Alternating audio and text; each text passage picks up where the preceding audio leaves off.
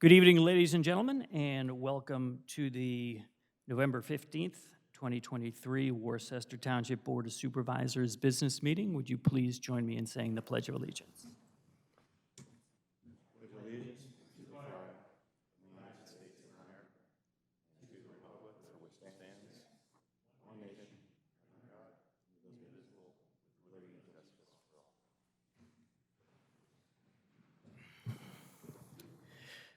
My name is Rick DiLello. I'm the chairman of the board. To my left is Lou Betts, who is our vice chair. To my right is Steve Quigley, our third member. Over on the side tables, we have Wendy McKenna from our solicitor's office and John Everett from our engineering office. And the back table, we have Sean Halbum, who's our township manager, and Nicole, our finance director.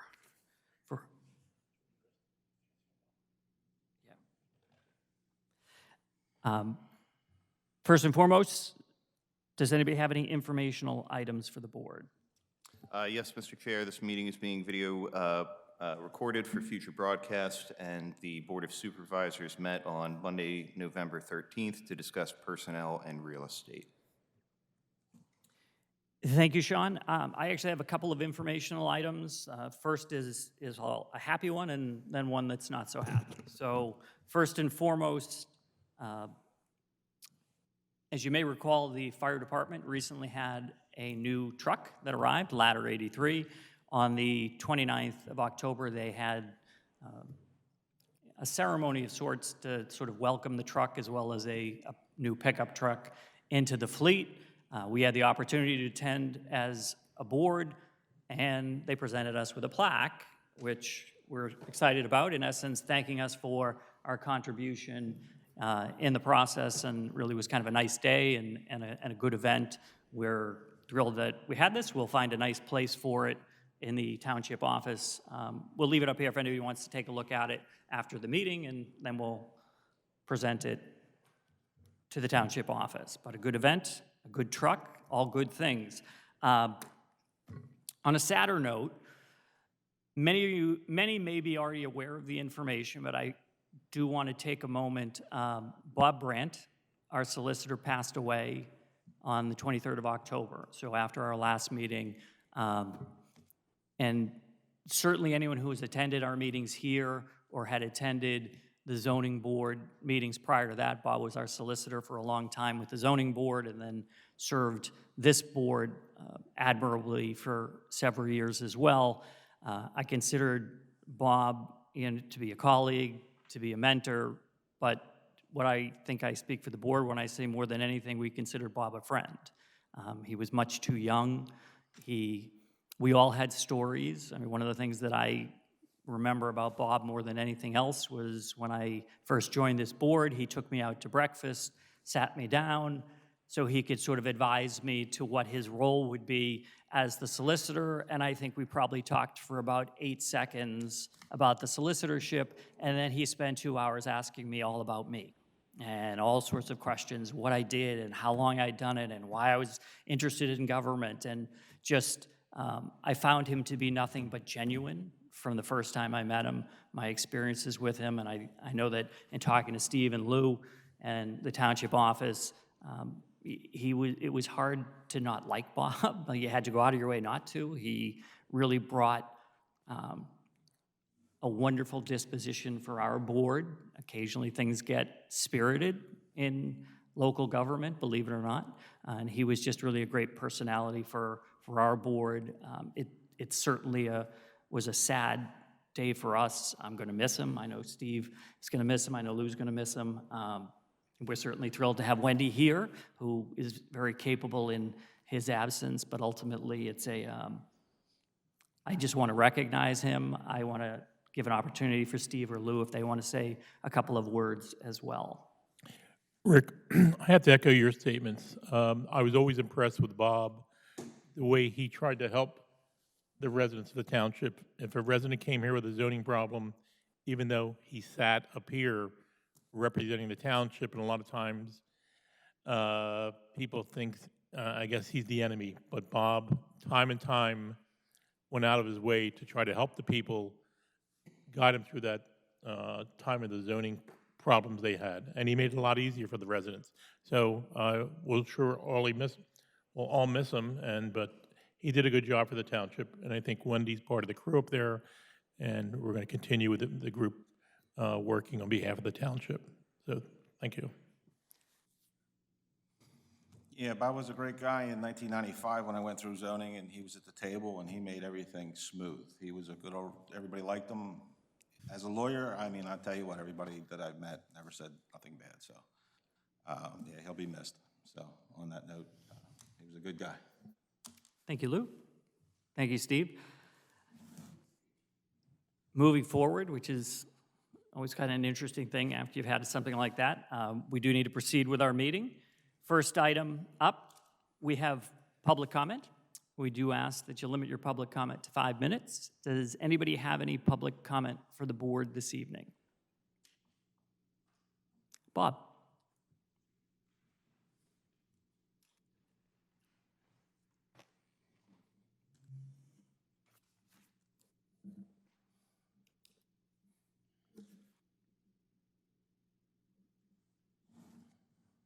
Good evening, Bob Andorn, Worcester. Is that good enough? How are you? Good. Good to see you. I have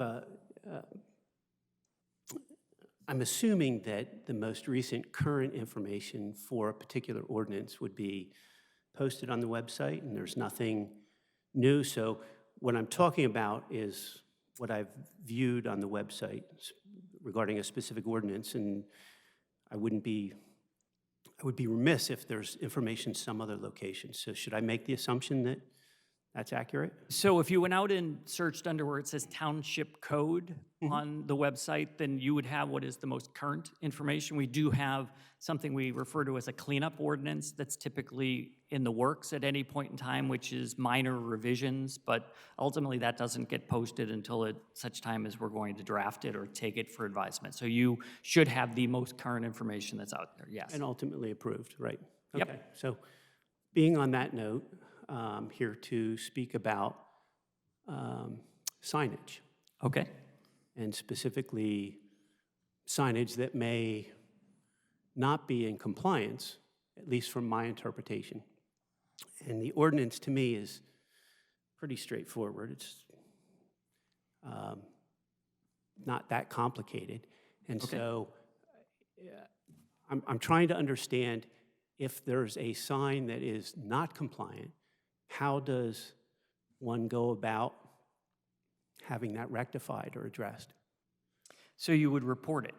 You would report it to the township office, ultimately either via a phone call or an email or whatever mechanism to draw it to the attention of the township, and at which point it would be investigated and determined whether or not it is or isn't in compliance, and then there'd be an actionable item that could be a letter that simply says, hey, you're not in compliance, or there could be additional conversation that happens on that. I can tell you with temporary signs, that's always a little bit tricky.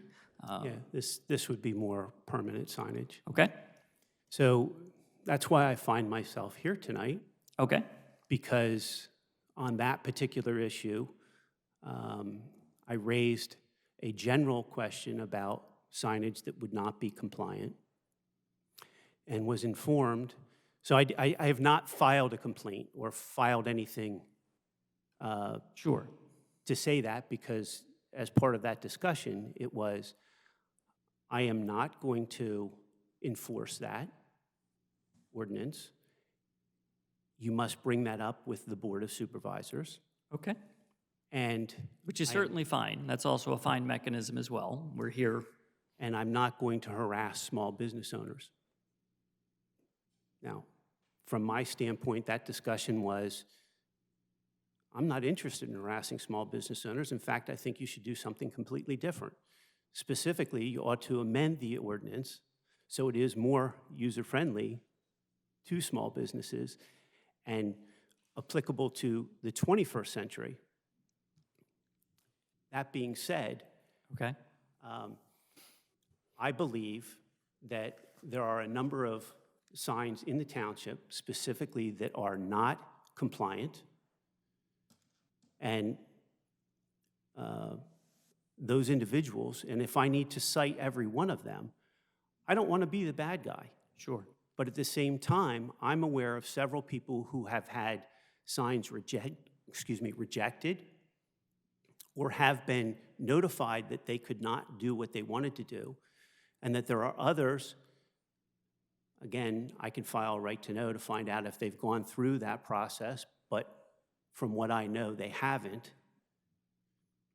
And it's difficult for me to actually sit here and look at you because I'm aware that one of the three of you, maybe two, but at least one of the three of you has a sign that, in my opinion, is not compliant. Okay. And I don't believe that there was any due process. And part of that is, how does the township be fair to everybody? You don't have to be rude or obnoxious. Here's the ordinance. You're in compliance or you're not.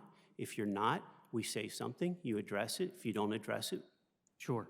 you get fined or whatever. So it seems like it's very unfair in terms of how it's being monitored, Okay. assessed, and rectified. Okay. So I'm going to make a couple of comments. And first, as always, we appreciate the comments. So the sign ordinance, just in my time, I sat in the audience of the Planning Commission for several years where they tried to draft an updated sign ordinance. It goes back to Worcester Beverage, looking to have some signage. That was sort of the impetus at that time. And it was a surprisingly difficult task to even come to agreement to get what would then go before the board and get passed. We also had to make an adjustment. I don't remember the year, but it was within the last few years where there was a Supreme Court case involving temporary signs, which required us to make a series of adjustments to try to be in compliance with what was now federal law at the local level. And it, again, was a little bit more tricky than we had thought, but we certainly tried to draft something. There could be scenarios, again, I'm not an expert on the topic, but there also could be scenarios where somebody predates the sign ordinance, at which point they might have some measure of, I'll say grandfathering, but ultimately you might have had a non-conforming use for something, and now there is an ordinance in place. We would not retroactively correct that, ultimately. But if So there could be scenarios that. If there was a non-conforming sign and somebody felt similar to what Sono went through, if there was a non-conforming sign, they felt that they had some history, there's a process to go through that. Sure. So there would be documentation, there'd be a hearing, there'd be some kind of meeting, there'd be some kind of process. So, fair enough. And what I'll also say is that certainly, I think collectively we would all like to have a more business-friendly climate, if you will, to small business, certainly across the last few years where it's been a lot tougher for anybody that has a retail establishment. I think we want to be able to do that. And I would agree with you. It's tough sometimes to sort of do that as equitably as perhaps it could be. It's a tricky element.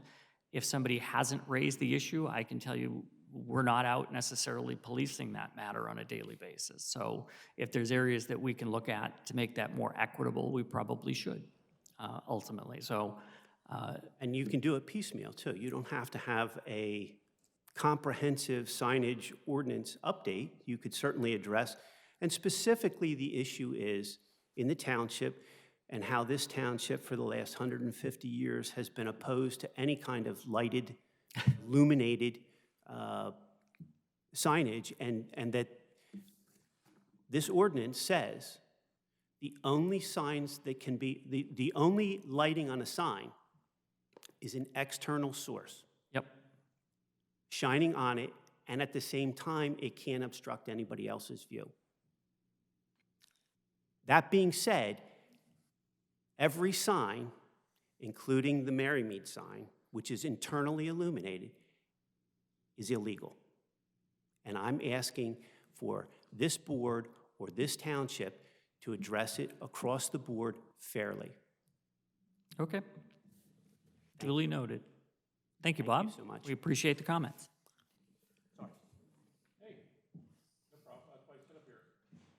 Can I follow up on any of this? So, If you want to make some comments, you're welcome to, by all I means. think I would, I appreciate that. Absolutely.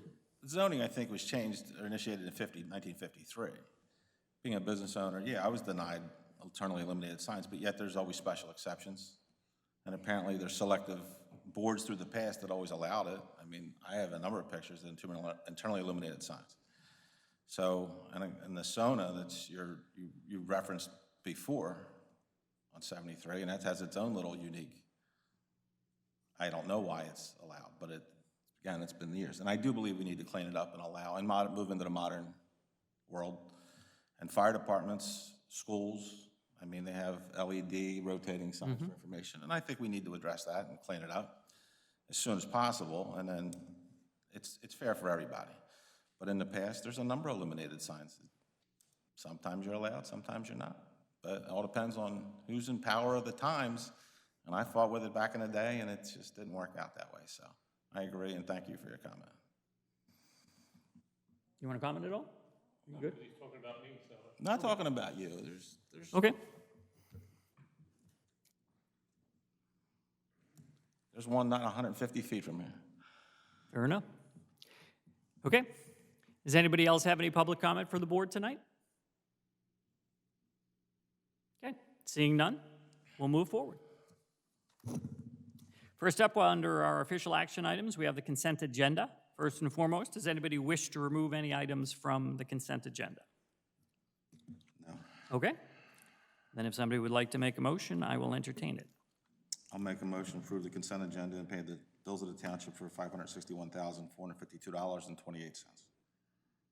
And the business meeting minutes of October 23, and the treasurer's report. Okay, it's been moved and seconded. Is there any public comment regarding the motion that's on the floor? Seeing none, I'll call the question. All those in favor? Aye. Motion passes. Next up, we have Resolution 2023-20. This is going to be a resolution to adopt the PennDOT policies and procedures for consultant selection. Who's got information for me on this one? I can address that, Mr. Chair. So as a result of our recent RFP for engineering services, there are requirements through PennDOT's Publication 2 to comply with certain bidding selection processes. That is just confirming that we indeed conducted the RFP process in conformance with those Pub 2 regulations, which makes us eligible for federal grants, and federal grants pass through the state for transportation projects. And Sean, just for the board's edification, my understanding is that we were following these and have been following these, and we're just sort of saying, yes, we continue to follow those in order to remain in compliance, correct? That's correct, and every time we conduct an engineering RFP, we would have to redo this same process. Fair enough. Does anybody have any questions or comments regarding the resolution? No. Yes, sir. Then I will entertain a motion. Make a motion to approve Resolution 2023-20 to adopt the PennDOT policies and procedures. Second. It's been moved and seconded. Is there any public comment regarding the motion that's on the floor? Seeing none, I'll call the question. All those in favor? Aye. Aye. Motion passes. Next up, we have Resolution 2023-21, and this is going to be a resolution to submit a grant application to the Commonwealth Financing Authority for 2 Ford F-550 dump body trucks. Yes, Mr. Chair. So these are two public works vehicles. One is a 2008 and a 2012. So both are at or beyond their lifespans. Both of these trucks are also equipped with dump bodies that cost about as much as the truck chassis itself. So this is part of the township's grant application for Commonwealth Financing Authority local share account grants, which is money that comes from the horse racing revenue. And we will submit this to CFA for, I believe it's right now somewhere around $250,000, I think, total between those two trucks and the apparatus. Thank you, Sean. So our goal is to try to get 250, or our goal is just to get as much as we potentially can? Is there, what might be the likelihood? The grant can offer as much as 100% for these things, but they can also offer a lesser sum. I'll also note that because of the nature of the supply chain for vehicles right now, the township is also committing to matching any excess beyond the grant award that may inflate before we get those vehicles delivered. Gotcha. Does anybody have any questions regarding the grant application? Sean, a question. If you've been following the horse racing industry with all the doping problems out there, it's under a tremendous attack. If the horse industry starts failing, what's that do to our funding? What kind of money do we get from them on a yearly basis? I'm not sure what the state has allocated for it this year. Each municipality is eligible to apply for up to $1 million per application, and you can have multiple applications. Any one of those could be matched or granted to the tune of 100%. But to answer your question, I'm not aware of any information one way or the other related to the sustainability of the gambling revenue funding it. I can look into that. Well, like everything else in the world nowadays, if you're associated with something, you take money from some organization that's sort of doing shady things, you're labeled a convict before it's proven, or your views are taken out of context. And I'm just wondering how this affects it with the horse racing industry, with all the doping going on and all these horses dying.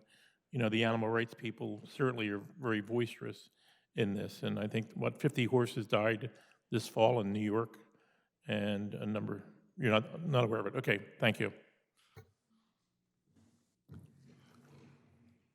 Any questions or comments, Lou? No, but I'll approve the resolution 2023-21 to submit a grant application to the Commonwealth Financing Authority for 2 Ford F-550 dump trucks that estimated $250,000. Trucks are not cheap. No, they are not. I'll second it. It's been moved and seconded. Is there any public comment regarding the motion that's on the floor? Yes. Frank, come to, so we get you on the recording, and if you just sign your name in on the sheet, please.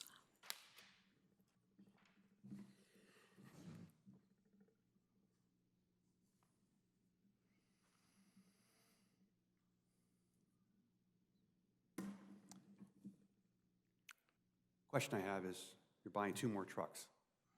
You're replacing vehicles with these trucks. Right now, you're going to a heavier weight than what you have right now for a specific purpose. Does it require a CDL driver's license for these vehicles? So I don't believe they require CDL, Sean. What would be the plan in terms of these 2 trucks if we don't get grant funding? Is that the question, Frank? Am I hearing that? Are they replacing something else, or there's that much of a need for additional dump trucks or heavy equipment? Correct. These would replace an existing 2008 and 2012 F-550 model dump truck currently owned by the township. So we would replace them, phase them out with these once they arrive. The reason we're applying for 2, one is beyond its useful life. The other, we don't expect the actual replacement, the second vehicle, to arrive until the 2012 is at or beyond its useful life. Okay, just curious. Something going out and something's coming in, or additional personnel? It's a 1-for-1 replacement, and I believe they would only, to answer your second question, I believe they would only require CDL if they're towing, which they are used to tow. Anything over 26,000 pounds, Yeah, I think, yeah. Axle, air brakes, things like that. Okay, thank you. Yes. Thank you, Frank. Appreciate your comments. Does anybody else have any comment regarding the motion that's on the floor? Seeing none, I'll call the question. All those in favor? Aye. Aye. Motion passes. Next up, we have Resolution 2023-22, which is going to be a resolution to adopt the Emergency Management Master Plan Update. Yes, Mr. Chair, this is me again. So this is a rudimentary update. The only material changes to the existing master plan are points of contact. So this has been routed through the fire marshal and shared with the County Emergency Operations Center. We just have to resolve this by the board this evening to make it official. Thank you, Sean. How often do we need to update that document? Is it on a particular time schedule, or is it an event-driven? I believe this was last before the board in 2019, so I believe it's been 4 years. Got it. Does anybody have any questions regarding the emergency management plan or the process? Yes, sir. All right, then I'll entertain a motion. I'll make a motion to approve Resolution 2023-22 to adopt the Emergency Management Master Plan update. Second that. Moved and seconded. Is there any public comment regarding the motion that's on the floor? Seeing none, I'll call the question. All those in favor? Aye. Aye. Motion passes. Next up, we have Resolution 2023-23, which is long-winded, but it's going to be a resolution pertaining to the authorization of the acquisition of certain property. I'm going to turn it over to Wendy. For those who were at last month's meeting, this is sort of a continuation of the Griffin property that we announced acquiring last month. So Wendy?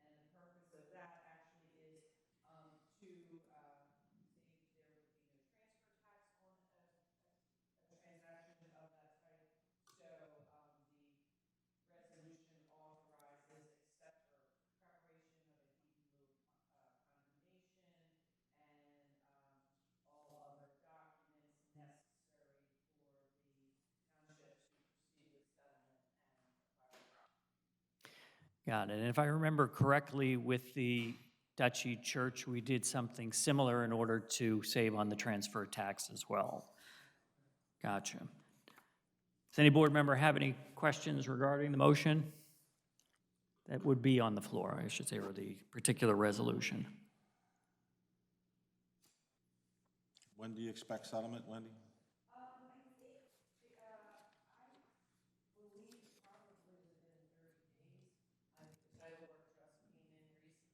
30 days of today as we approve? Okay, so it's pretty much a done deal? I believe so. Okay. Any other questions? So, Sean, you had mentioned, I think we got the environmental information back. Can we speak to that at all? Just Yeah, still too soon. that's correct. We just got the, it's a Phase 1 environmental study back this morning. There were no comments, no concerns. It found no signs of any environmental issues. Which is good and was also expected, I believe, as it's been a fairly Yes, pristine piece of land for a long time. Given its history, they were, not surprised by the findings. Okay. Are there any, Problem. okay. I'll make a motion, we approve the resolution 2023-23 for the acquisition of property. If you want the parcel number, 67001795-001. Second that motion. So moved and seconded. Is there any public comment regarding the motion on the floor? Seeing none, I'll call the question. All those in favor? Aye. Aye. Motion passes. So next up, we're going to have another motion. This is going to be Wendy again, and this is going to be a motion to authorize the township solicitor to prepare resolutions authorizing the filing of eminent domain proceedings regarding certain properties. So Wendy, I'm going to hand this over to you, and then we may have some questions as well. Can you see if your green light, there we go. So this is, And we're going to ask you to tug that just a little closer to you, just so we get you on the recording. how's that? That's much better. Okay, so this is with regard to the Valley Forge Road Corridor Improvement Project. And if you will recall, over the past probably year, we've, from time to time, have had motions on the agenda to authorize execution of deeds of dedication or stormwater facility easements, temporary construction easements with properties that the township has been successful in negotiating the execution of those documents. We're down to just a handful of very few that we've really had no, after repeated attempts at contact, we've had no success in having the documents executed by the property owners. So the next step would be to proceed with eminent domain proceedings. So this is just a motion tonight that would authorize our office to prepare a resolution which would in fact be on the agenda at the December meeting. This is not authorizing the actual filing of the eminent domain proceedings yet. It is just authorizing us to proceed with preparing the resolution if these documents are not executed by December 13th, which would be 1 week before your December meeting. So there are 3 properties listed here: 1324 Dell Road, 1330 Dell Road, and 1412 Valley Forge Road. Certainly, we are hopeful that perhaps we would still be successful in having these documents voluntarily executed, but it has, as I said, it's been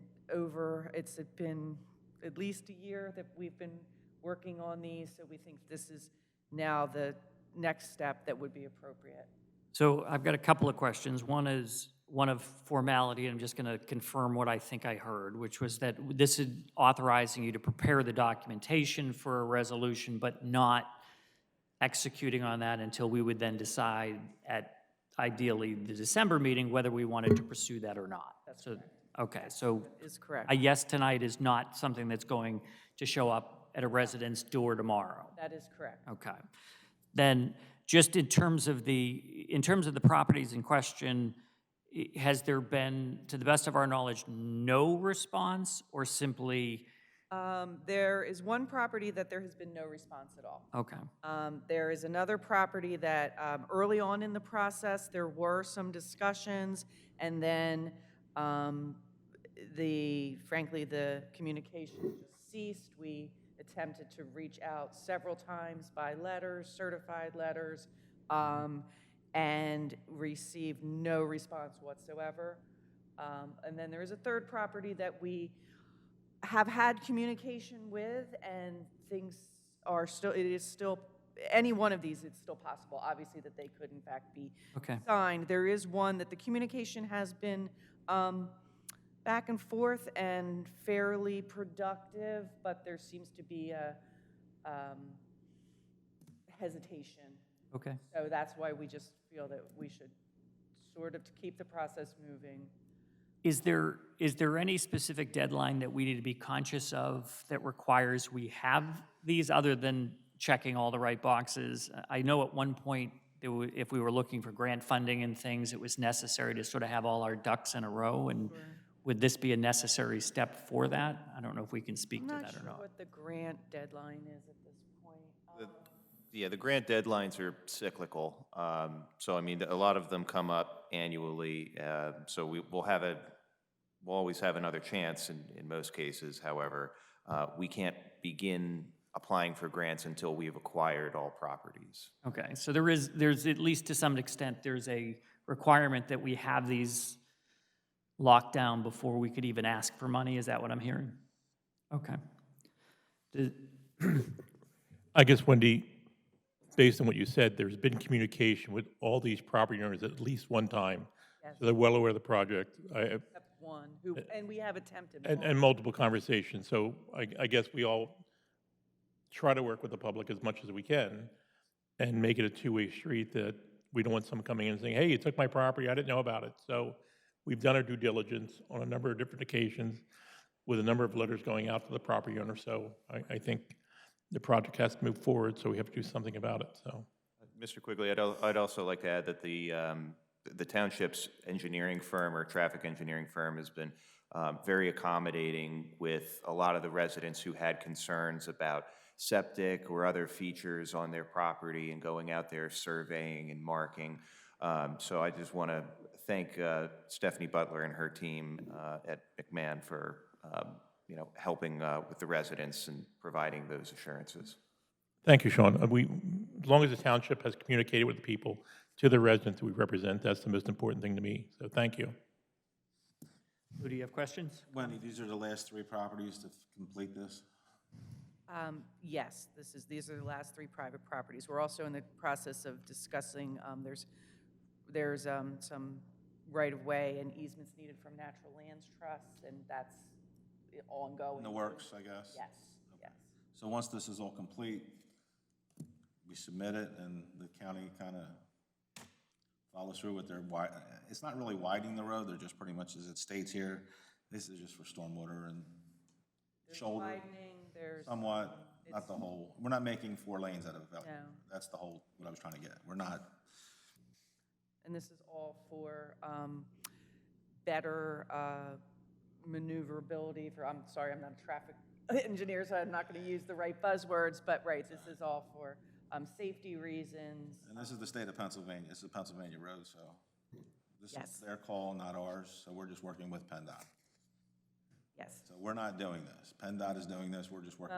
Well, it's more collaborative, It is a collaborative effort. It is, okay. because it involves a safety light, a traffic light at Woodland, Oh, and the some of big the other, Stump Hole light is the biggest. and cleaning up that intersection Yeah, at that'll be a Stump big Hall. deal. So it's a collaborative effort, even though it's a state road Think in we'll live to terms. see that light fixed at Stump Hall? That's a bear, that light, you know? I would love them to be synced up. I would too. Anyway, I'll make a motion to approve the authorization of the township solicitor to prepare resolutions authorizing the filing of eminent domain proceedings regarding the following properties of 1324 Dell, 1330 Dell, and 1412 Valley Forge Road. Just a comment to Mr. Betts's comment. Really, it's just the one intersection we're fixing. The rest really has to do with water erosion problems. What's terrible there, it starts up at Water Street and works its way down. I mean, really pretty much from, Goes both ways. it goes both ways, but the water there, when we had these bad storms, just washes the whole road out. And PennDOT has fixed the intersection where the road, I guess, the integrity of the road there at the intersection has washed out many times. A lot of water comes from the development behind there. I call it the Map Bradford development, but back in there, all that water from there follows down into the creek. So it's the traffic issue's important, but the water issue, I think, to me, is more important. The safety of the road when you get the heavy rains, it floods out, and there's been a number of accidents there. So we're trying to rectify that problem, and it's not really the township doing it. It's more the PennDOT situation. So, okay. So I will second Mr. Betts's motion. Okay, it's been moved and seconded. Is there any public comment regarding the motion on the floor? Bob?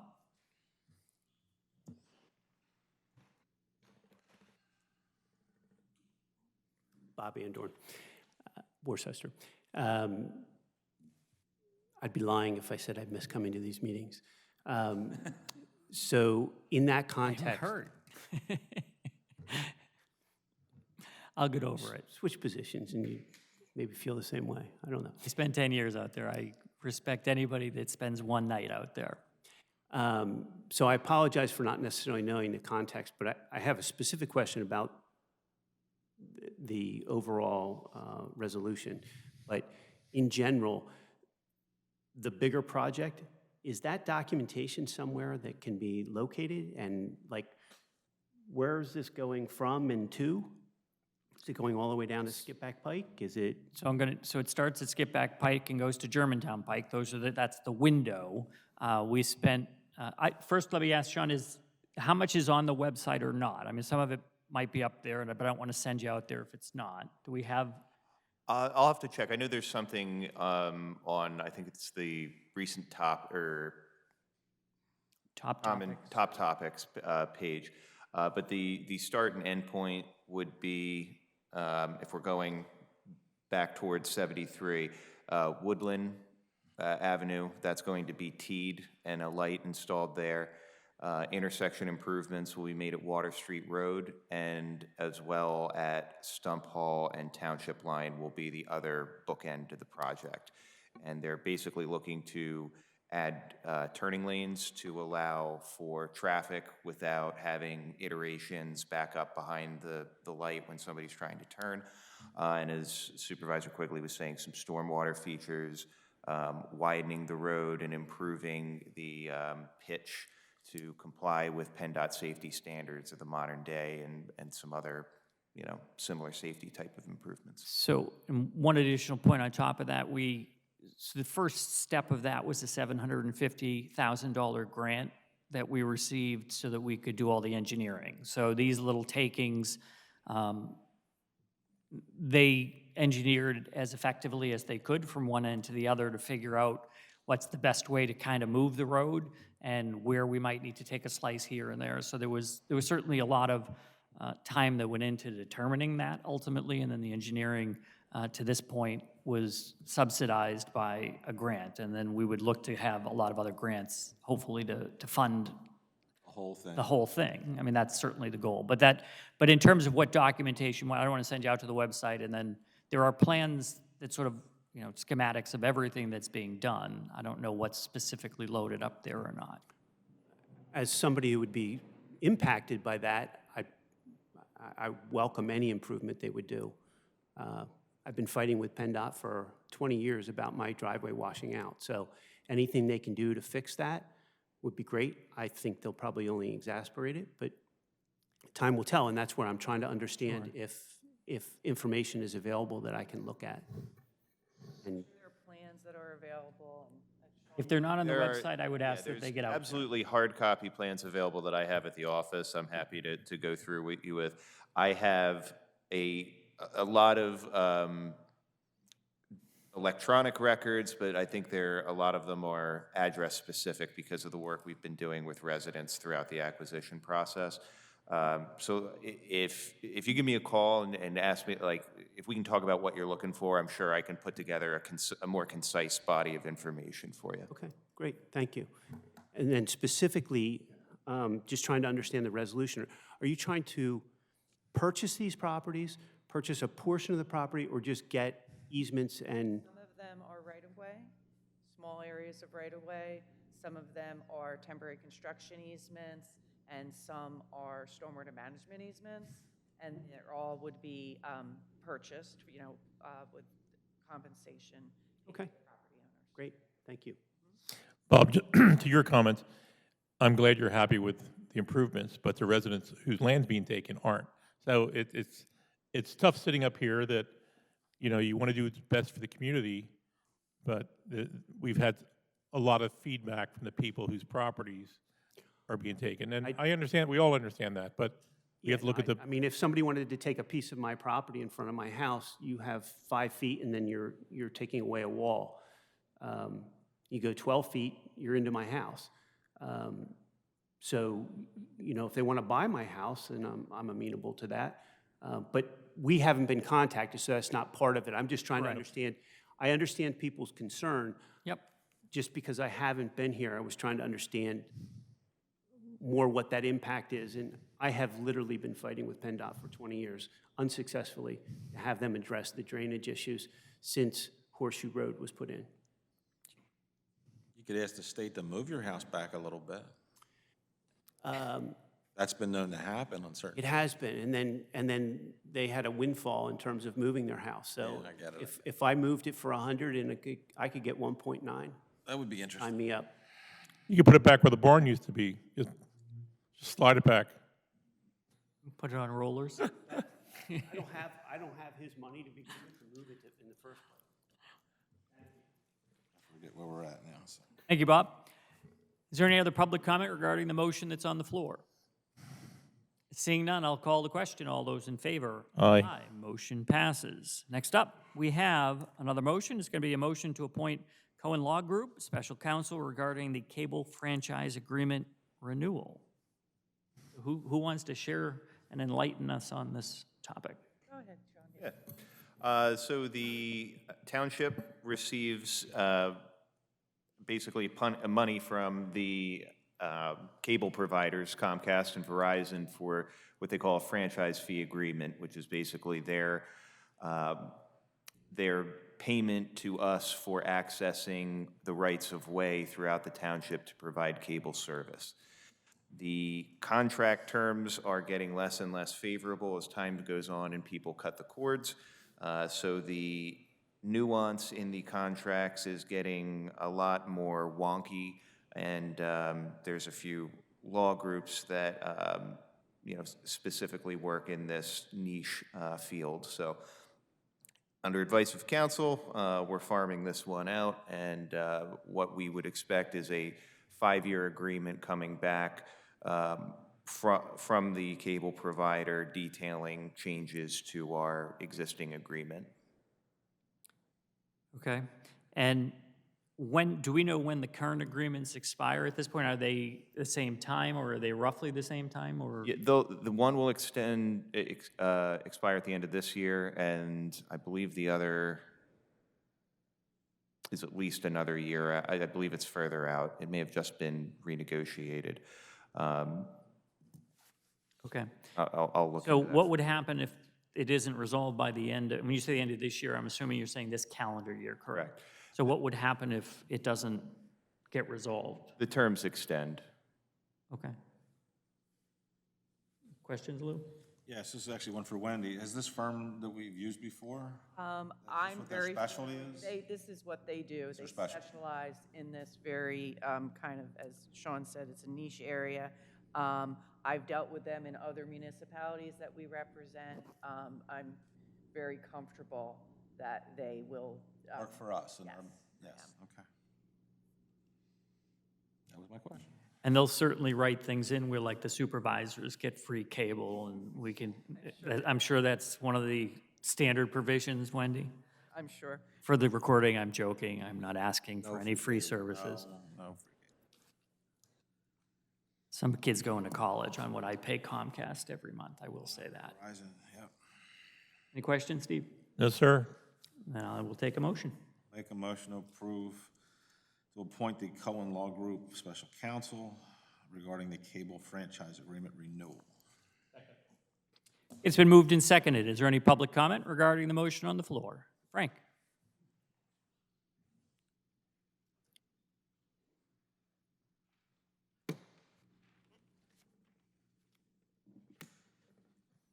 Frank Marino.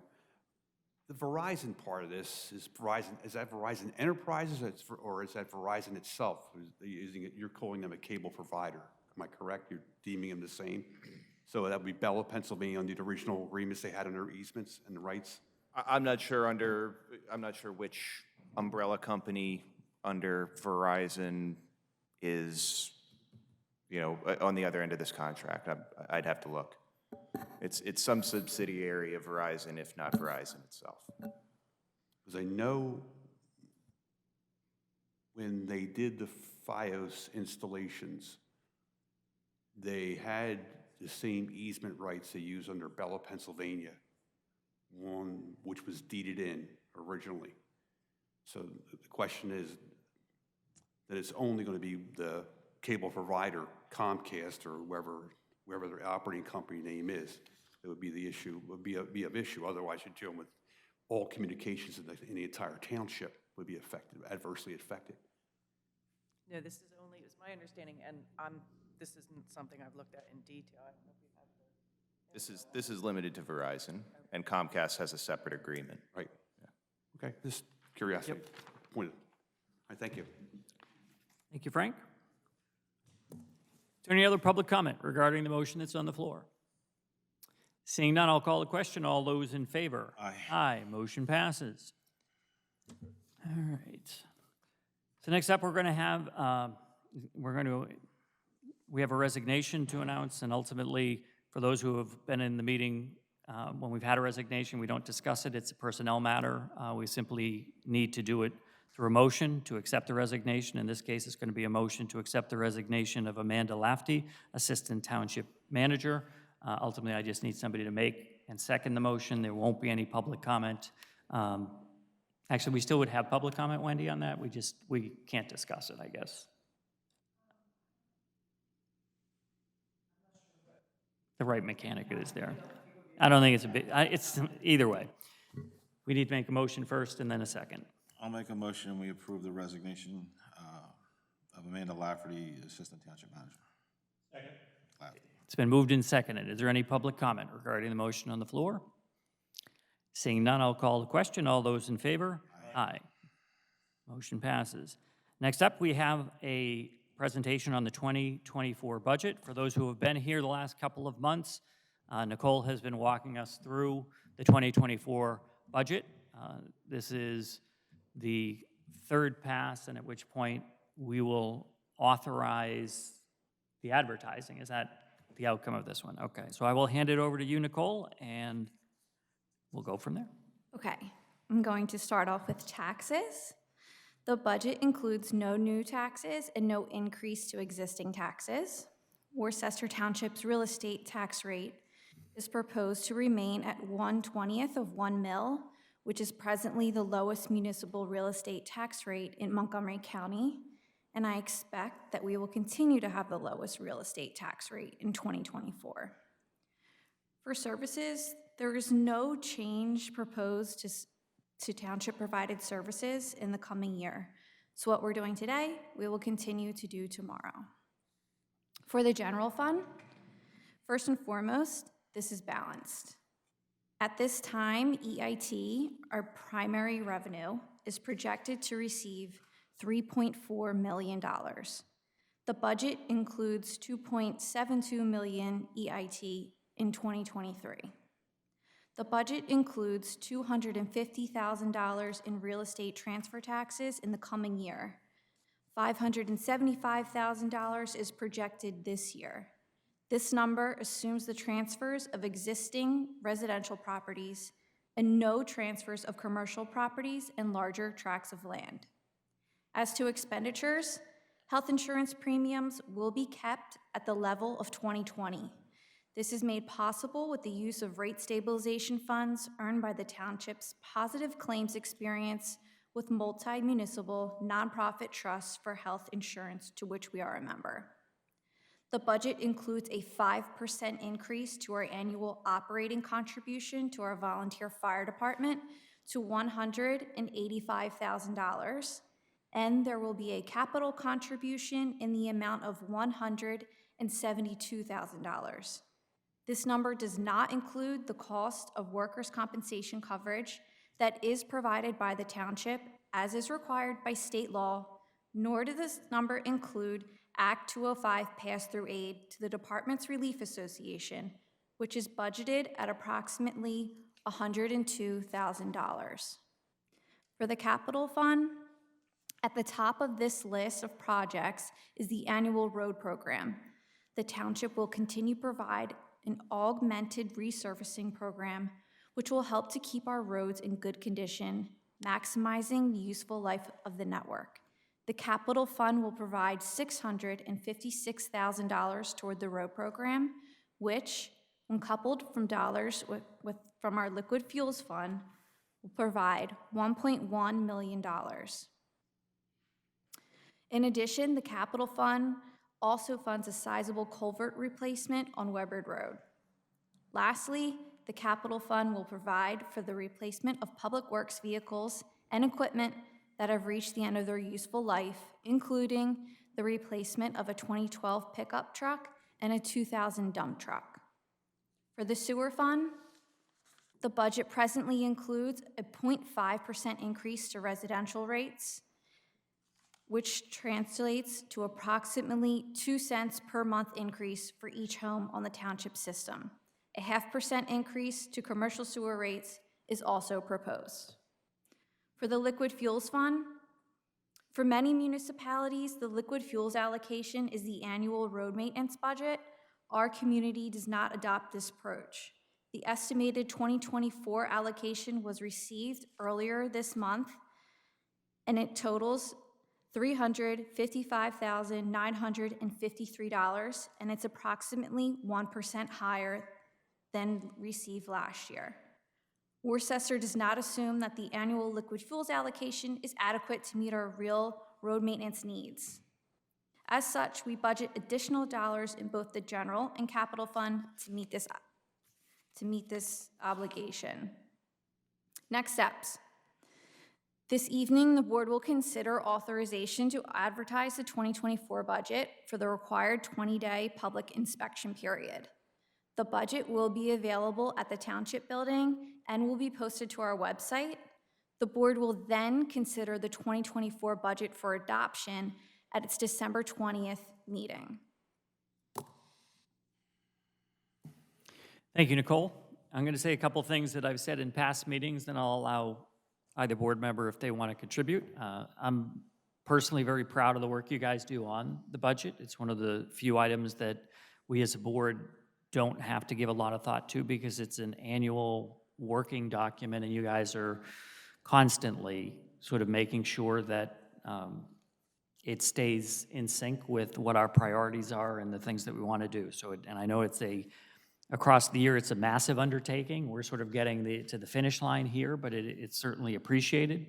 And ultimately, in years past, we've won awards for our budgeting. There have been presentations we've provided. It's certainly not something we take for granted, but we're grateful that the work that is done there. I also think anytime we hear no new taxes and no change in existing services and trying to continue to do more, I think that's always a good combination, ultimately. And I applaud the work that gets done there. That the sewer fund, you didn't mention it specifically, but that fund was insolvent several years ago, maybe 6 or 7 years ago. There hadn't been a rate increase since 1990. There were a number of issues with it, and you guys have sort of righted that ship. And then now we have, I think, and forgive me, it's off the top of my head, but approximately $1 million put aside for capital improvements in the years to come, which, one of the little things about a sewer fund is the funding that goes in there can only be dealt with those residents that use the service. So there's not a huge pool of residents that use the sewer service that we have in the township, and ultimately we need to make sure we're putting dollars away systematically for when those repairs are necessary so that we're not putting undue burden on the ratepayers in terms of that. So, any comments, Steve? Rick, I think we take in the township, first of all, thank you to the financial department. You do a great job. I think the board, as long as I've been on it, has always taken a fiduciary responsibility very seriously. And as Nicole mentioned, as far as the taxes, that we have the lowest in the county. I don't know if most people, they do complain to the township.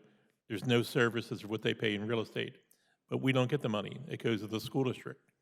And that being said, I think the residents of Worcester need to be prepared because the school district talking about putting on this rather large addition or a brand new school. As I said, we take our financial responsibility seriously, and I don't know if the school district, Mr. Betts is on the committee over there, take the responsibility if they're not looking out for the taxpayers in Worcester. My kids went to school there, and I'm not going to stand on the soapbox saying they don't need a new school, but I question the way they're going to be wasting the money in the Methacton School District. It seems all the school boards are looking for this, and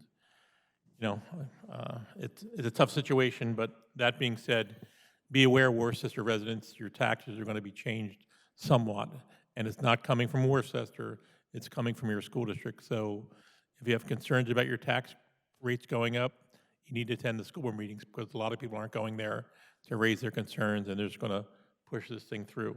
Mr. Betts? Okay, since you brought my name into this, that's good. As far as Nicole, you did a wonderful job. I'm glad you called us all together. As far as the school, and you're saying increase in taxes, yes, I was part of a committee. And there was a 3 event. One was, I called it the demolition tour, where they just took you around. There was many groups, and they just showed you how bad the school was deteriorating. And then after that first segment, David Zerby, superintendent, came up to me and said, Mr. Betts, what do you think of that? I said, there's a lot to take in, but what have you been doing with my money for 10 years? If you've been on the board for 10 years and my school's falling apart, mold, windows leak, all that sort of thing. I'm like, are you Are you in over your head? Are you doing this intentional? Because the second tour was a presentation with how bad the school needs replaced. And apparently that was the third version of, we need new schools because they received a big chunk of money, I believe, from Shenandoah.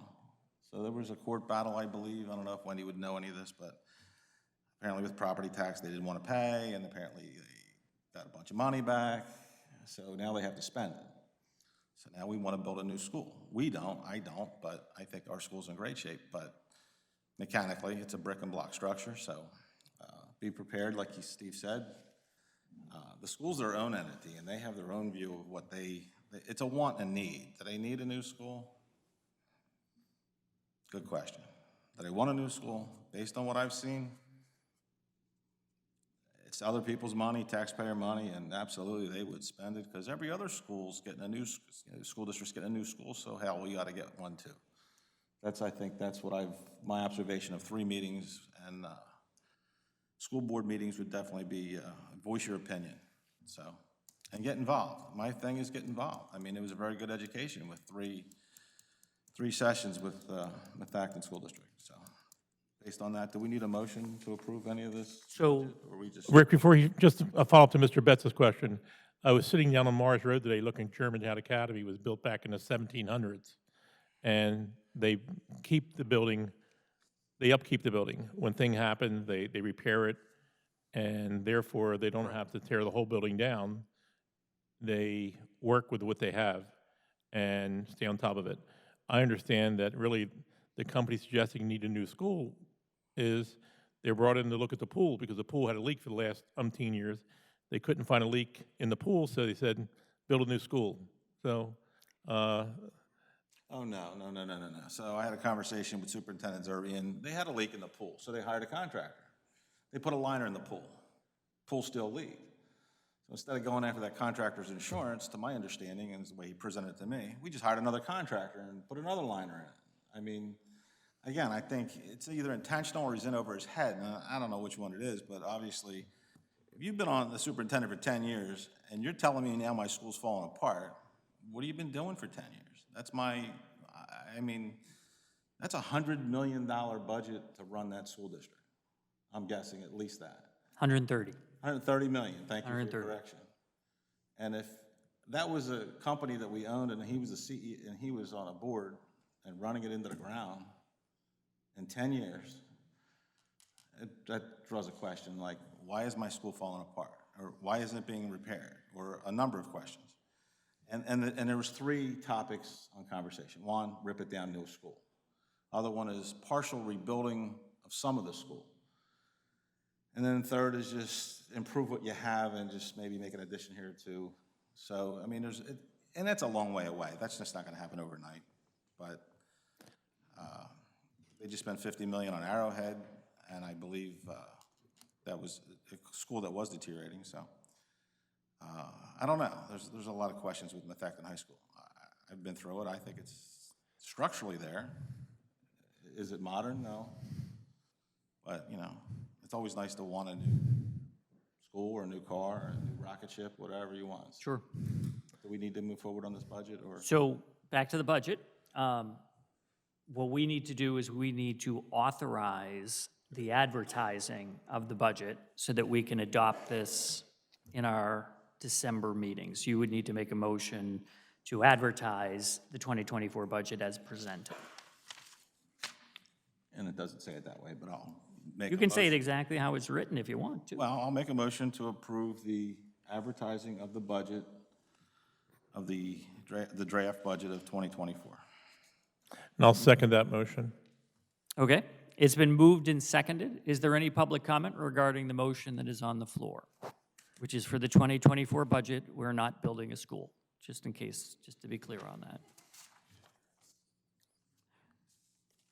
Seeing none, I'll call the question. All those in favor? Aye. Motion passes.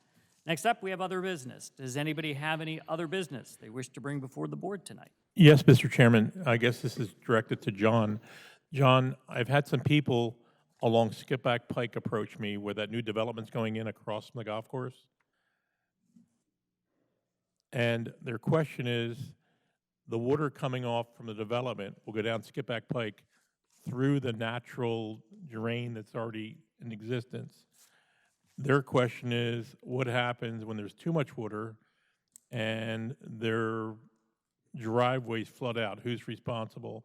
Is the township ready to hold the developer contractually responsible for the washouts on their property or the freezing of their driveways in a snow event? So that's a PennDOT right away. So the drainage along, it's ultimately PennDOT's responsibility. The runoff from Bellflower, that this development's called, the flows from that is going to be no more than what's currently there. So it should, the way it was designed, it should be at what it was existing or better than. So, you know, if in a perfect world, there should be no issues or any worse issues than there's currently exists. So we're expecting no new problems. And I guess from being an engineer, you study these things, but it seems every time a development comes in, someone downstream's complaining about a washout or other water problems that weren't in existence before. I guess before the project's finally approved or we put all the blessings on it, do these people have any recourse if there's a change in the water problems? Does that become they have to fight with PennDOT because of the state road rather than the township? Where's their recourse ahead of time? What should they be looking at? I know you're saying it's not going to change at all, but you know, things happen. So once the development is, you know, approved and all the improvements are installed, there's an 18-month maintenance period. So if there's an issue during those 18 months, the contractor is legally, you know, responsible to fix any issues. As far as after that 18 months, you know, it's going to be discussion with PennDOT to remedy any situations. But PennDOT also approved the plan because there's access, the road accesses off Skipback Pike. So they looked at the drainage and they approved the drainage as well. Not being into the development already, but you know, with the slope, it definitely comes downhill. Yep. Where does the water internally go there? Does it go into a creek somewhere? All the water is certainly not coming down into that culvert.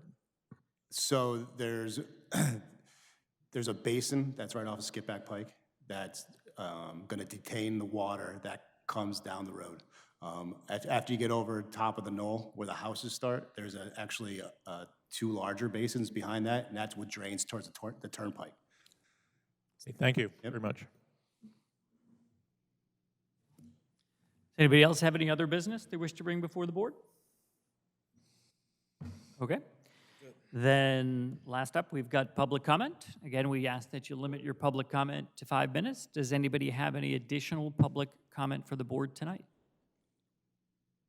Frank.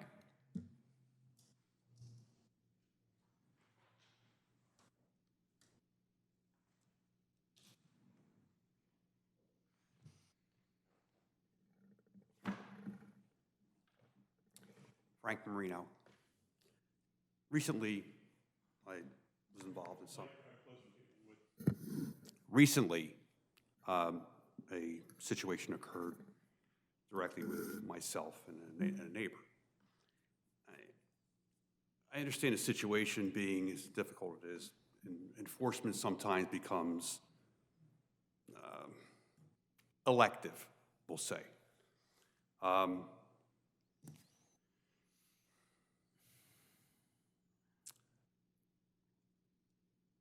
But enforcement itself is based upon the merit of each situation as it happens, and should be treated no different than anything under Pennsylvania Uniform Commercial Code, if I'm correct in that terminology, that the authority having local jurisdiction has that responsibility, we'll say legal responsibility, to enforce the code. There is implications to things that aren't, when they don't happen that way, there's implications that are far more reaching than somewhat realizes on the surface, forcing situations that could have been avoided into litigation. So that's where my point is right now with what's going on in the situation that occurred with us. And I'll just leave it at that. I can't say any more in advice to council. So thank you very much. Okay. We appreciate your comments.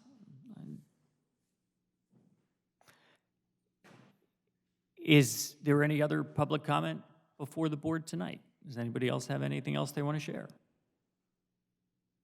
Seeing none, motion to adjourn.